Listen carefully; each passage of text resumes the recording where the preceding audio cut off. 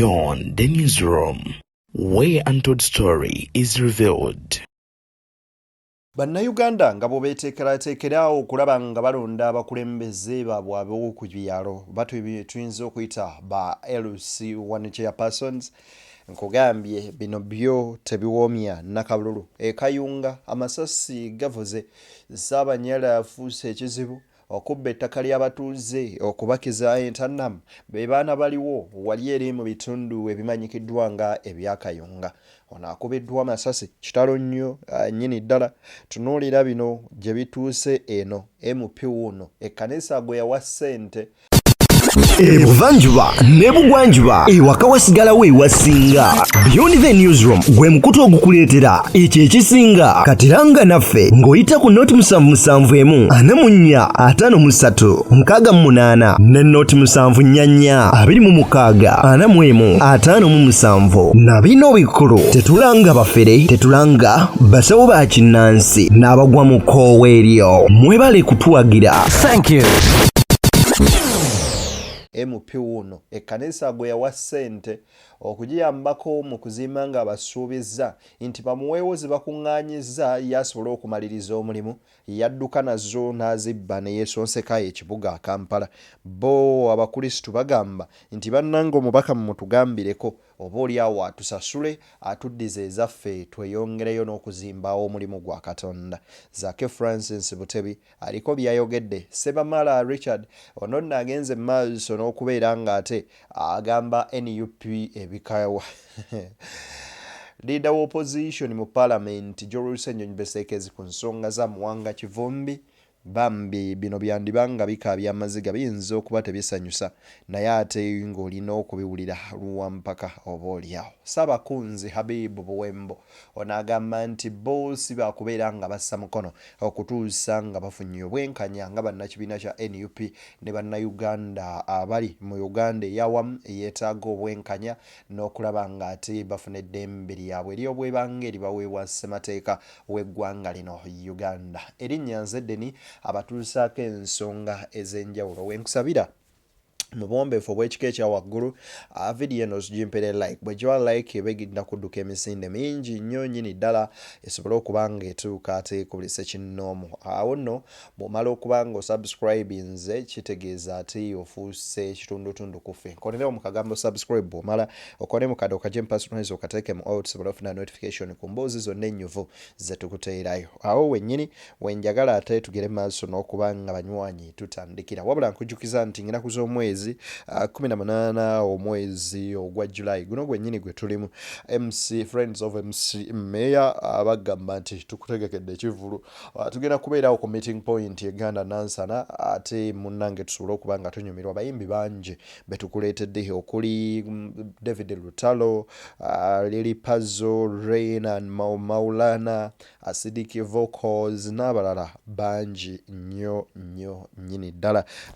Bonna bagenda maaso n'okubeera nga ate babeerawo. So n'olw'ensonga eyo gwefuna bufunye tiketi yo ku mutwalo gumu ogwa Uganda kw'oteeka VIP emitwalo 20 gwagala ogula emmeeza kaba kakadde kamu 1 million tunyumirwe ku meeting point Uganda Nansana. Weewaawo munzikirize tusooke tutandikire wano. Ebigambo bino eby'amagezi musajja mukulu ono bamuyita magezi mbirimuko oba oliawo ate amakulu sooka owulirize. President Museveni yeta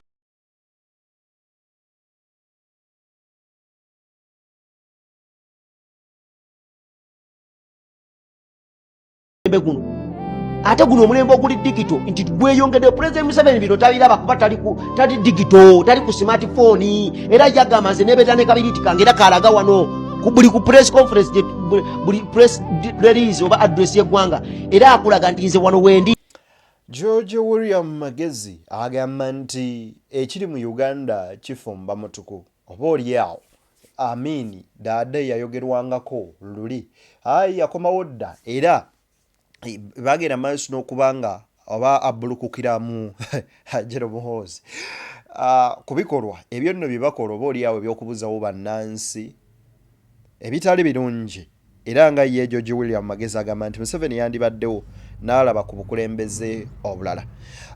Ssaabanyala mu bitundu eby'ekayunga Bugerere bannange si birungi, naye njagala nkuwa akatambi kano weerabireko naawe ku biki ebibaddewo. Labayo. Takola ki abasirikale bona tubalina buzibu bakyalina gundi naye buli naku yonge banoonyanga buli naku yatunda ettaka lyabwe ettaka lyafe genda mu ggwanga kiki kino kye tuliko bannange bagala tumanye wuuyo agijeeyo atambula n'emmundu owa boda laba owa boda ayagala kuba boda sasi ayagala kuba boda sasi ayagala kuba boda sasi bano baganda baffe ffenna tuli omusayi gwe gumu bano nga bwe balaba banange mwetegereza ajjayo sasi ajjayo pisito nga bw'olaba akatambi ako ninawe nakajje nga ab'ekayunga beekubira endulu nga bagamba nti bannange Ssaabanyala afuuse ekizibu. Ffenna tujjukire bulungi ebyaliwo 29 Ssaabasajja Kabaka Ronald Muwenda Mutebi ng'agaanibwa okugenda e Bugerere Kayunga. Wabeerawoko emberebezi era bangi baafa. Neera ng'ezimu ku nsonga ezaali zimusindiikiriza okugenda e Kayunga, jjukira e Kayunga ssaza buli Bwakabaka bwa Buganda era eri e Bugerere. Wabula bino byonna bijja nga bw'omanyi nti tabula ofuge mwanattu ye principal ya sitaani omu ekyasinza okuba enkulu. Ne wabaawo omukulu Ssaabanyala nga yagamba nti ffe Kayunga tulina kubeera nga tukulemberwa nga tuli Abanyala nga twekulembera era nga tulina supreme leader waffe wagwe tuyinza okuyita kabaka waffe nga yenze Ssaabanyala. Wakati awo ne mubaamu okubba ettaka n'ebikolwa oba oli awo ebitali birungi. Ebyo nno byasikiriza kabaka okugamba nti ani awamba essaza lyange ery'e Bugerere neetaaga okgendayo. Bye bimu byennyini ebikomyewo. Tekiri nneeyo yokka wabula waliwo n'ono omusajja omulala ali eno bamuyita erinnya linvudde mu mutwe. Bw'oba ogenda ewuwe okwata sayidi y'ekitwende n'olega kitovu bw'oti n'oyitamu bamuyita erinnya linvudde mu mutwe. Naye nabo bakuliyetinga obwakabaka bwabwe era nabo nga beesala ku bwakabaka bwa Buganda. Naye nno baweebwa nno ne security ne baweebwa n'emmundu for some reasons. Simanyi oba baba bafuba ki okubanga bagenda mu maaso n'okubanga bakola bino byonna. Naye twesabire bwesabizi nga bannayuganda. Wabula njagala nkuwe vidiyo eno owulirize bino ebigambo bya Richard Ssebamala. Sooka owulirizeemukko katini biibino. Ono yalya bakuwadde ssente kati okolera muhoozi okolera ani buli waba n'abeerangawo ensonga etukwatako nga tufuna omuntu gwe tusibika kateni ng'abantu baba ku nsonga nga badda ku oli nti ye yalya. Omuntu ajja wano abuuza nti 14,500 zikola ki nti agwe walya. Omuntu agamba naye tewali bwenkanya mu kino nti oyo yalya. Ono nti omuntu azagamba nti ate bannaye bwe tunaaba twenkanye tunaakola tutya nti oyo yalya. Ekintu kino ekyokukwatanga bakulembeze ne tubalengeza olw'okuba twagala okubika abantu akatambaala obutamanya nsonga egenda mu maaso. Gwe kati gwe nange omwi w'omusolo sente tezikuluma $1,500,000 tezikuluma okubanga tumanyi tezikola. Musajja mukulu Ssebamala mu statement ye agamba nti mumuliisa nti yalya ssente za gavumenti kyova olaba yeekubanye n'aba PLU mb'okulaba nga bakyusa oba bakola ennongoosereza mu butya leader of opposition bwalina okulondebwa na butya bwe bayinza okuba nga bamuggyamu obwesige. Ajjukira nti bwe baba bagenda maaso n'okubeera nga bakola constitution eno ya 1985 I think so.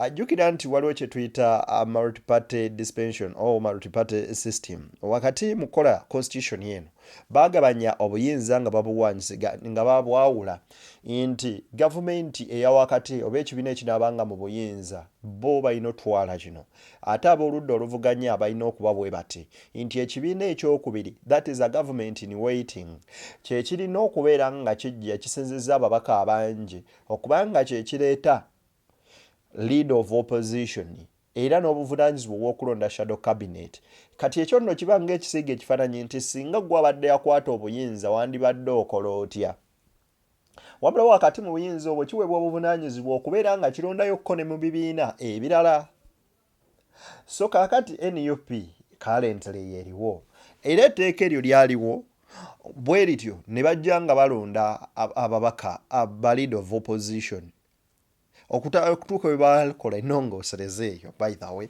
ne baba nga babalonda n'oleeta DP yaleetanga ne tudda ku FDC nereeta lead of opposition waabwe paka NUP kati yeriwo ennongoosereza zino zonna ze mwagala era ze batugamba basebamala ennungi lwaki temwazikola luli lwaki muzikola ku mulundi guno njagala kugamba ku Sebamala agamba nti nze najja nzikusenga sire mubbi faaza buna amulumiriza okubba ssente z'ekkanisa olabayo mukwano gaffe Honorable Richard Sebamala yatubuulira nti ali Kampala tumuweereze ssente twatukuŋŋaanyizaawo ku mabaati twatugenda kusereka kizimbe ekyo dormitory y'abawala era ng'atusuubiza okutongererako tunaabanga tumusasula installments ano nitukwata obukadde obutaano bwe twatuyinawo nawe tumuweereza ku mobile money ye naye mpozi era nga bwe ngambye nti kusoomoozebwa alabeka yafunamu obuzibuzibu nti n'okutuuka ku ssaawa ya leero guno omwezi tugenda mu Gwakutaano akasente ako kalabeka kamubulako kubanga teyasobola kukazza ate n'aba teyagaweereza kale eddibu eryo ery'emiliyoni ez'ettaano ziyatwala ne tuligatta ku liri y'emiliyoni 3.3 twatubuzaayo kuza local contribution kitegeeza nti ne tugenda mu buzibu obw'obukadde 8 n'okusoba ate nga tuteeka okwekubaakuba tumalirize ekisulo ekyo eky'abawala ate tusobole okuzimba ekisulo eky'abalenzi kubanga batuyambako baba beetaaga okulaba nti projekiti emu ewedde balyoke bayambe ku projekiti eddako ono nako kwali kusoomoozebwa kw'amaanyi naye tusaba Katonda nti wanaaba nga azifunye yandibadde aziweereza ate era ne zituyambako munnaffe Honorable Richard Sebamala ng'amaze okutuggyako obukadde obwo obutaano ate n'ogattako nebuli obwetaavu obwaliwo obukadde $3.3 ate nga bannaffe abatuyambako batugamba nti tumalirize projekiti eyo basobole okutuwa obuyambi bwa projekiti eddako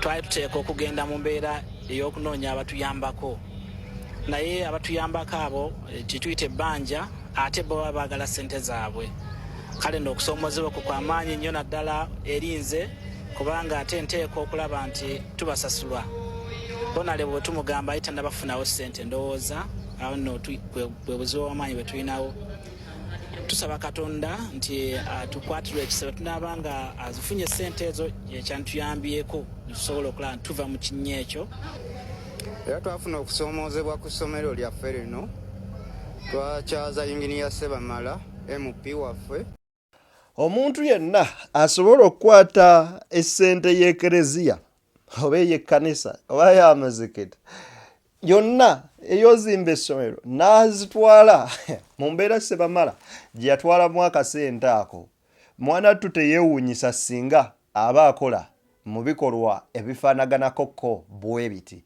lwaki mbaleetedde oba bakomezaawo vidiyo eyo njagala mumanye nti bwe muba nga muli mu struggle bantu kika ki be mugenda mu maaso n'okuddiilinga nabo ebigendererwa byabwe biri ki era biki bye bagenda mu maaso n'okubeera nga bakola uliriza ebigambo bino bya Ssaabakunzi wa NUP Habibu Buwembo bw'obuuza nti bamukwatira musango ki olw'okubaaga nti ngenda kusaavinga CDF fayiro za kooti agende yeewozeeko ku misango kyekiri mu kooti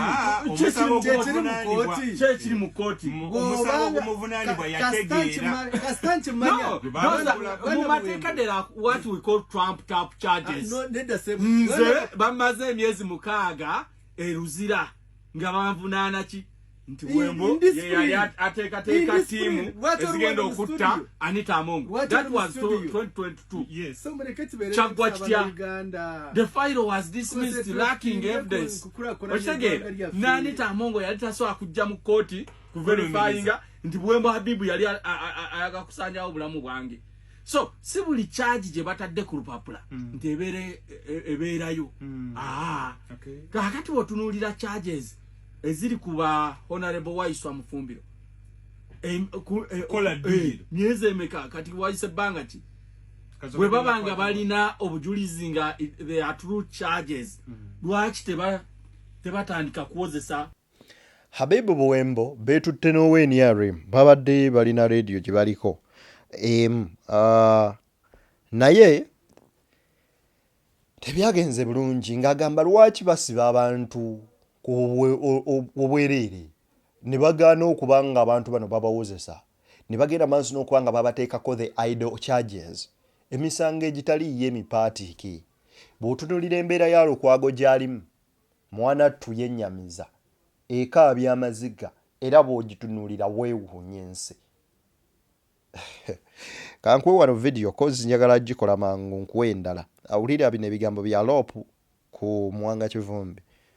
Binabe nabadde mpulira gabagamba nti kakati ono mu Muwanga Kivumbi yayogeza obusungu bungi yayogedde ebigambo bingi kwe kumukwata kakati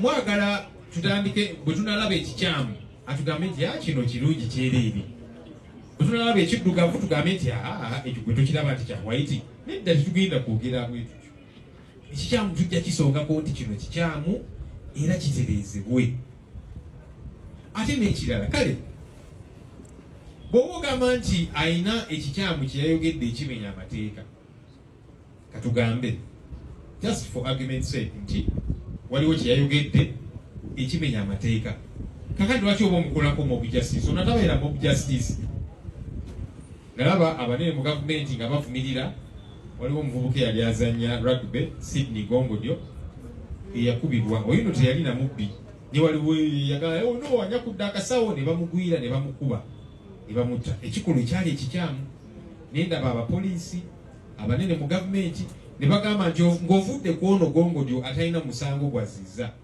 nti ku kyalo kyammwe ne bumukwata omuntu nga mumukwatidde mu kikolwa eky'obubbi temumukuba mumutwale ku poliisi si bwe bagamba ikakati lwaki bw'otebereza nti ono Muwanga Kivumbi oba omuntu yenna alina omusango gwazizza lwaki tomutwala ku poliisi tena omutwale mu kooti wakati gwe omu gw'ovumirira mob justice kati omuntu bw'omutwaleeyo mu tokya kyemba abo oba ogoberedde mateeka oba tolina njawulo ne bano abakola mob justice tewali njawulo kubanga abantu mubagamba nti ne bw'omukwata gabbye enkokoyo ng'akoze eki mutwale ku poliisi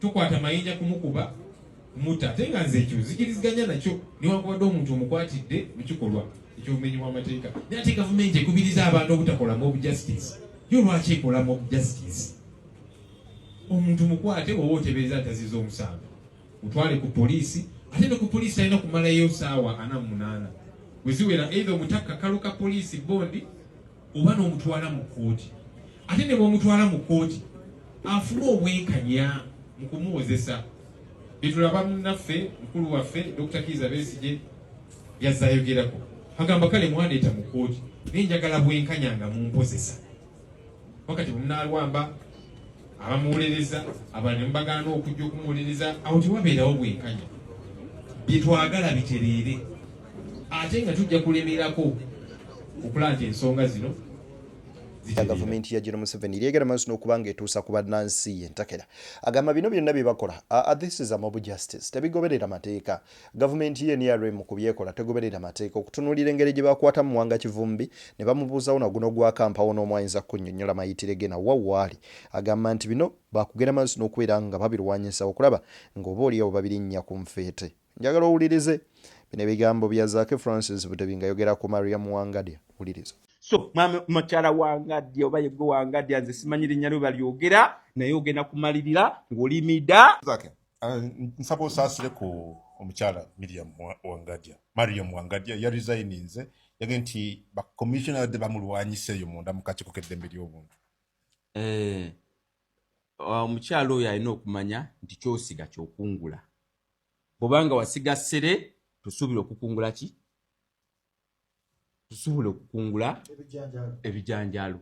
Bw'oba wasiga ssere ogera kukungula ssere. Yasiga ssere. Yasiga obutakozesa buyinza bwe nga akulira akakiiko k'eddembe ly'obuntu okuliza ensonga z'Abannayuganda n'atuuka n'otugamba nti abantu tebatulugunyizibwa n'atuuka n'otugamba abantu tebabuzibwangawokko era teriwaliwo kigambo kuwamba n'atugamba era ebintu byonna bikyamu n'agamba nti nze zaake tebantulugunyanga nako naye nga n'emisango ngirina nga nagibuleetera ne ku ttebo n'agamba ebyo tebiriiyo. President Kyagulanyi n'ajja ensonga ze n'azigoba n'amugamba agwe genda era ensonga ze tetujja ziwuliriza kati olwaleero avaayo alema otubuulira nti era bano abantu balonda nti simanya biki era babeera bagwadda simanya babeera balwadde simanya babeera batya oyo n'ensonga zeyayogedde nazo zimenya n'amateeka nazo nyini agenda maliza bamusibye katoka kakirabe yasiga bukyayi era naye obukyayi obwo nyini bwe yasiga bagenda kubanga babukozesa naye nyini bamusibe ogamba kakirabe yalangidde abalwadde basirimu bagenda musibiriza ekyo ki bagenda kusiga kugenda kwekyo nyini gwogamba otya ati n'abantu simanya baleeta balwadde be bakozesa oluzaba abantu be bataddeyo ba commissioners basanyufu so mukyala Wangaddi oba yegwe Wangaddi nze simanyi linnya lyo balyogera naye ogenda kumalirira ng'oli mida oba sinakindi mida kyeki mida libakomera agenda kumaliza ng'asibiddwa oba ng'atuguddwa. Oyo gwe bayita Zaake Francis Butebi agambye Wangadya ojja maliriza olimida oba sekyo nga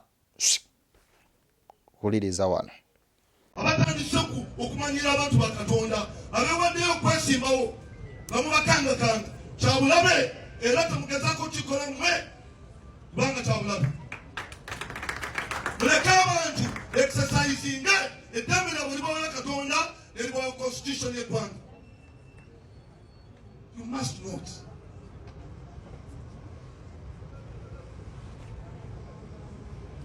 Tusaba Katonda atuwa okulembeza obulungi. Tulina ngombe yaffe yanu people power. Bawulire. People power. Our power. Amaanyi gali mu bantu. Obuyinza bwaffe tetubujja tubujja mu bantu. Twagala gavumenti ekkirize abantu balonde bwe balonze mulangirire bamulangirire. Kanaku mu Uganda mwemuli akalulu kakubanga kakusiba mugongo era bakappa kalulu kakusiba mugongo noppa newewanikira ku bantu nti gwalondeddwa. It's unfortunate. Mwe abagenda okulondebwa mubeere munoonya akalulu mutegeere nti Katonda agenda basika ku bukulembeze obuweereza. Honorable Lord Mayor bali mwezo Nsubuga agamba nti muleke abakulembeze abeesimbyewo bagende maaso n'okubanga bakulembera abantu baabwe. Sheikh Amyuka yeebuuza lwaki bannaddiini buli avaayo okubanga atutumuka alina kuyimukira ku Kyagulanyi. Kubanga bapasita ennaku zino simanyi lwaki buli pasita atutimuka bwati atutumukira nnyo ku Kyagulanyi bajja na mission ki simanyi eno mufe mbadde sinawakirabayo nnyo ne mbaka tuli ki ne mbakulisitaayo okyebaza buli kifu kisigadde nga bwe kiri omuvuma buli kiramu ne muwemula ebisesa ate bino ebigambo bye muwemula nze bye nkuze mpulira ku luno natunudde ndaba oba nnindayo ekipya tewaliyo kipya ate byonna tebikyusa Uganda era bituleka we tuli ebyokulwanyisa byokwama mulindeeko mwe abawisize ngenda kubagamba nti kati mukube endoolo nti Pasana Makula ono alina ekkanisa enateeta awo yavayo n'agamba mu katambi akaso kati kano kajjo ku lwa Sande ayita mu luguudo lw'Ennateete n'agenda mu kanisa waayita wennyini n'atuuka mu luguudo lw'Ennateete mu luguudo lw'Ennateete awo waayita n'agenda n'asumba abantu Pastor Namakula ayita Nateete bw'ati ku luguudo olufaanagana bwe luti emyaka 7 nga luli bwe luti n'agenda mu church n'asumba abantu n'abagamba ensi eri bulungi nnyo n'abantu bagambye ne bakuba enduulu nga nabo bayise mu luguudo lw'Ennateete todenga gamba nti abawiso musoka musiriikirizeemu kugenda kubagamba muzifuubwe kasuke malu okwogera ebigambo bonna nga bayita mu luguudo lw'Ennateete ne baluyitamu omwaka ogusooka nga luli bwe lutyo ne baluyitamu ogwokubiri nga luli bwe lutyo kati ne mpasita nagamba mujja kati tusabe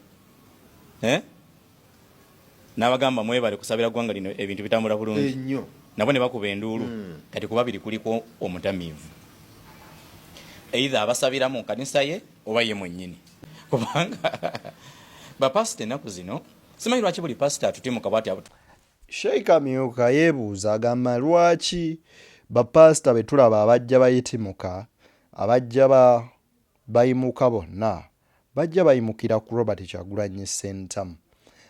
Anyway, Mukama yamanyi yekkera yaba abasaasira sigenda sukka wano munzikirize mbasibule BTN Media Beyond the Newsroom gwe mukutuse makutu kwoli erinnya nze Deni akuweereza era akutuusaako ensonga zissemasonga nga bwe zigenda maaso n'okubanga zitambula mu ggwanga lyattu Uganda.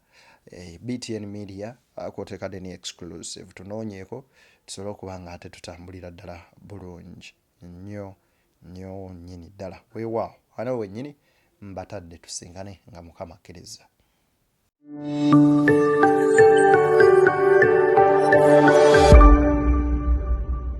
Beyond the newsroom, where untold story is revealed.